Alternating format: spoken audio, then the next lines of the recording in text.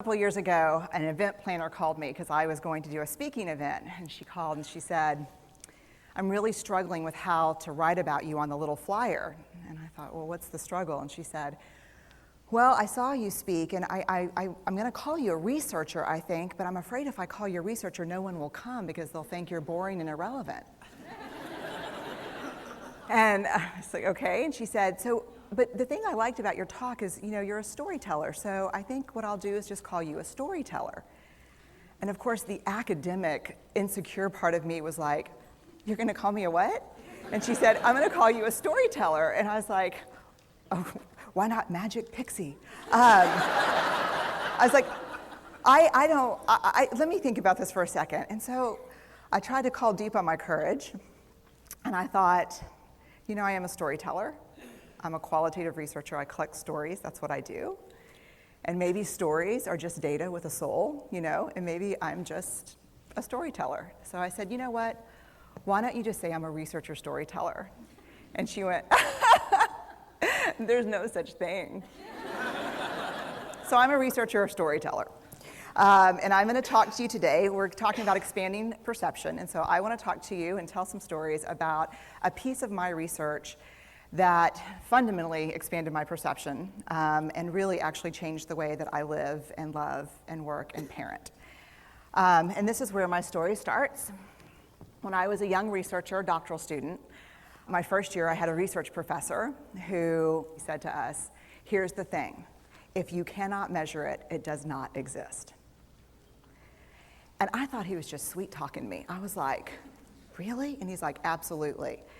So you have to understand that I have a bachelor's in social work, a master's in social work, and I was getting my PhD in social work. So my entire academic career was surrounded by people who kind of believed in the life's messy, love it, and I'm more the life's messy, clean it up, organize it, and put it into a bento box.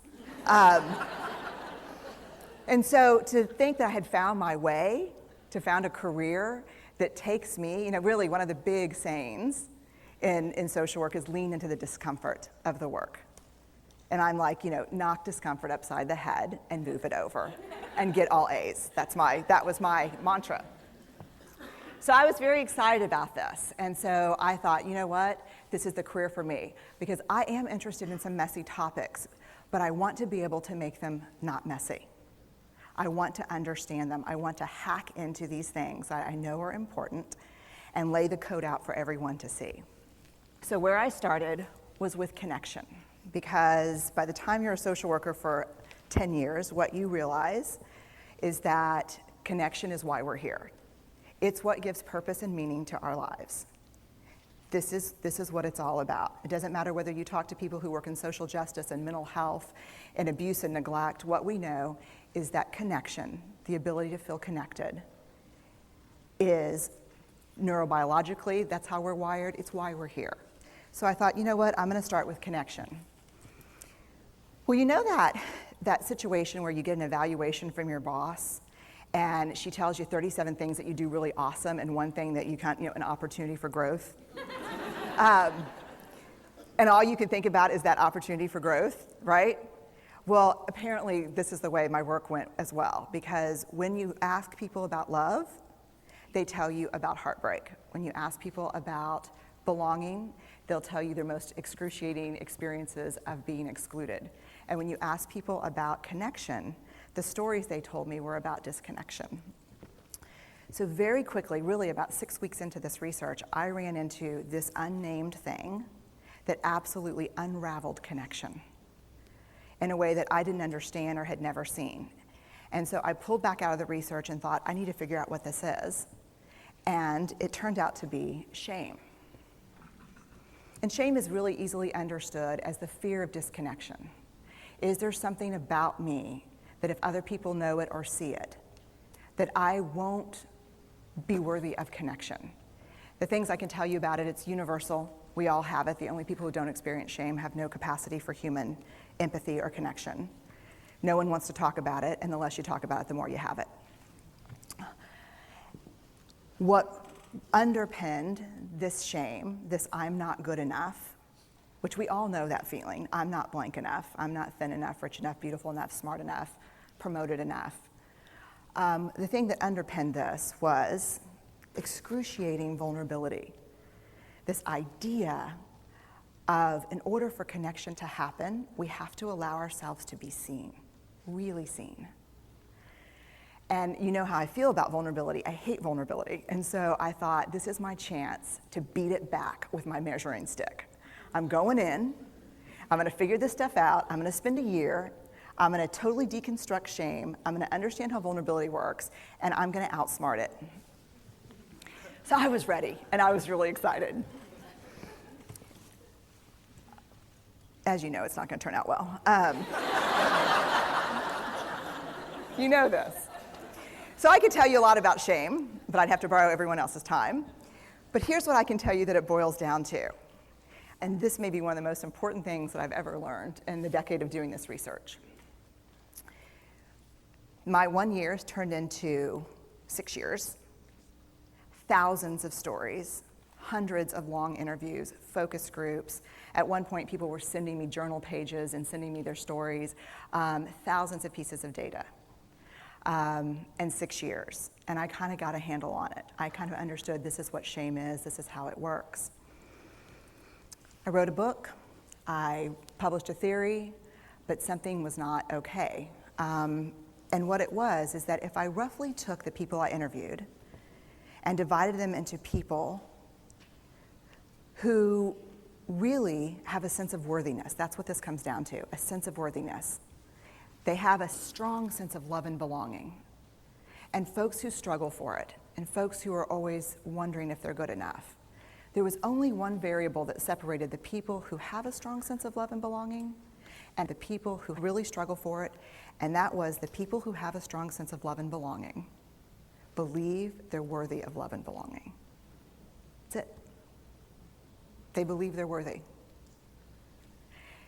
And to me, the hard part of the one thing that keeps us out of connection is our fear that we're not worthy of connection, was something that personally and professionally I felt like I needed to understand better.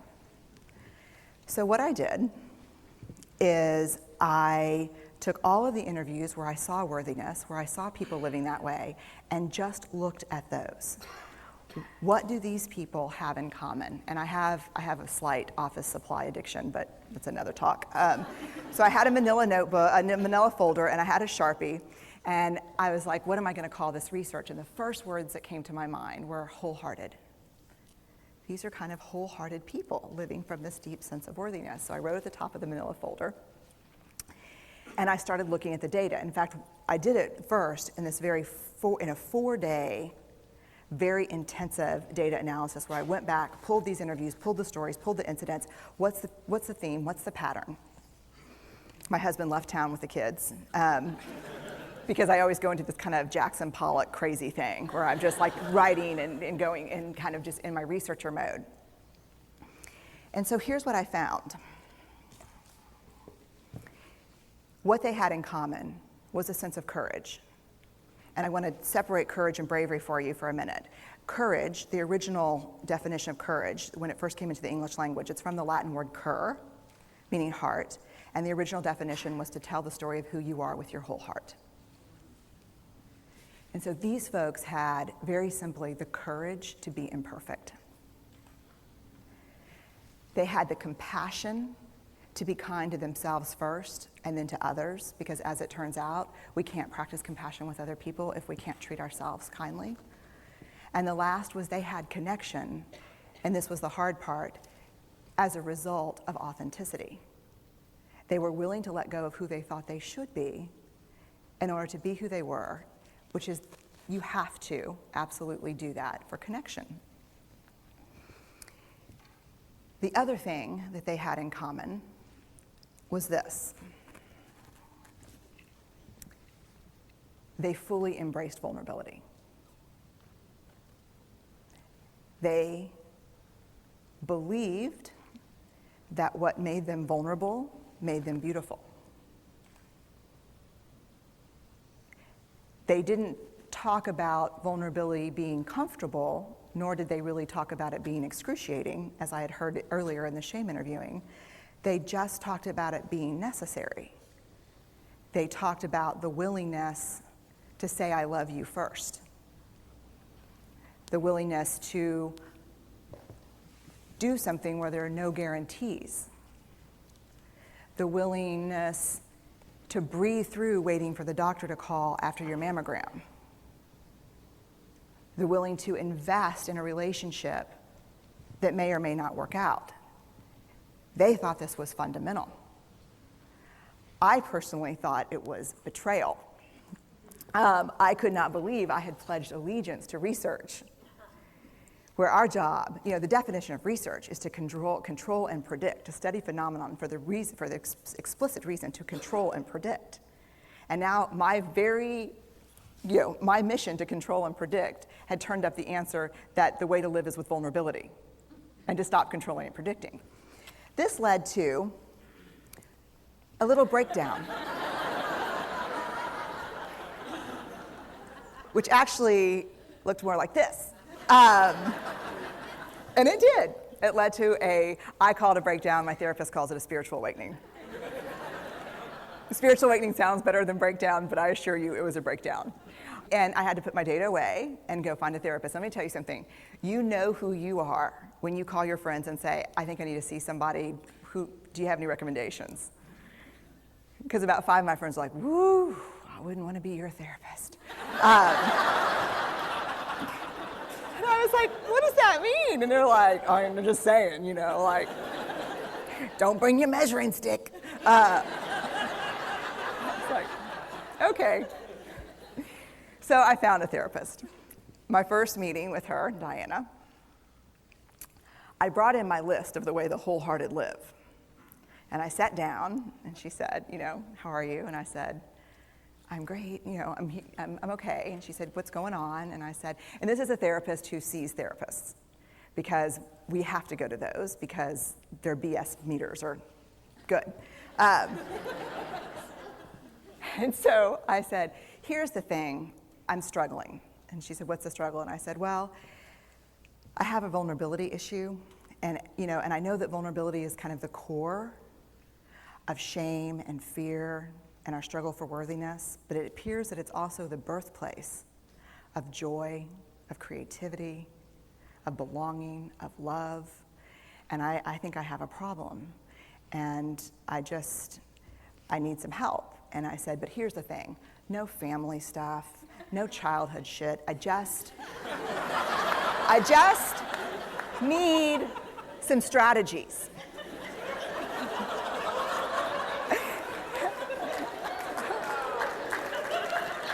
Thank you. So she goes like this. And then I said, it's bad, right? And she said, it's neither good nor bad. It just is what it is. And I said, oh my God, this is gonna suck. And it did, and it didn't. And it took about a year. And you know how there are people that, like, when they realize that vulnerability and tenderness are important, that they kind of surrender and walk into it? A, that's not me. And B, I don't even hang out with people like that. For me, it was a year-long street fight. It was a slugfest. Vulnerability pushed, I pushed back. I lost the fight, but probably won my life back. And so then I went back into the research and spent the next couple of years really trying to understand what the wholehearted, what the choices they were making, and what are we doing with vulnerability? Why do we struggle with it so much? Am I alone in struggling with vulnerability? No. So this is what I learned. We numb vulnerability. When we're waiting for the call, it was funny, I sent something out on Twitter and on Facebook that says, how would you define vulnerability? What makes you feel vulnerable? And within an hour and a half, I had 150 responses. Because I wanted to know, what's out there. Having to ask my husband for help because I'm sick and we're newly married. Initiating sex with my husband, initiating sex with my wife. being turned down, asking someone out, waiting for the doctor to call back, getting laid off, laying off people. This is the world we live in. We live in a vulnerable world. And one of the ways we deal with it is we numb vulnerability. And I think there's evidence, and it's not the only reason this evidence exists, but I think that it's a huge cause. We are the most in debt, obese, addicted, and medicated adult cohort in US history. The problem is, and I learned this from the research, that you cannot selectively numb emotion. You can't say, here's the bad stuff. Here's vulnerability, here's grief, here's shame, here's fear, here's disappointment. I don't want to feel these. I'm going to have a couple of beers and a banana nut muffin. I don't want to feel these. And I know that's knowing laughter. I hack into your lives for a living. I know that's, God. You can't numb those hard feelings without numbing the other affects or emotions. You cannot selectively numb. So when we numb those, we numb joy. We numb gratitude. We numb happiness. And then we are miserable and we are looking for purpose and meaning. And then we feel vulnerable. So then we have a couple of beers and a banana nut muffin. And it becomes this dangerous cycle.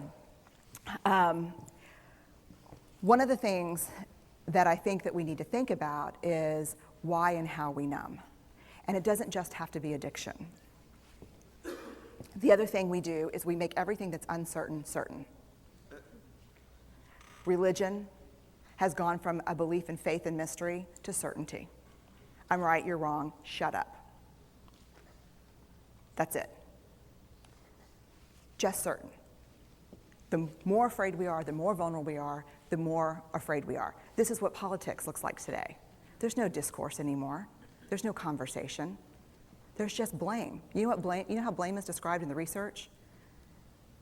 A way to discharge pain and discomfort. We perfect. If there's anyone who wants their life to look like this, it would be me. But it doesn't work, because what we do is we take fat from our butts and put it in our cheeks. Which just, I hope in 100 years people will look back and go, wow. You know? And we perfect, most dangerously, our children. Let me tell you what we think about children. They're hardwired for struggle when they get here. When you hold those perfect little babies in your hand, our job is not to say, look at her, she's perfect. My job is just to keep her perfect, make sure she makes the tennis team by 5th grade and Yale by 7th grade. That's not our job. Our job is to look and say, you know what? You're imperfect and you're wired for struggle, but you are worthy of love and belonging. That's our job. Show me a generation of kids raised like that and we'll end the problems I think that we see today. We pretend that what we do doesn't have an effect on people.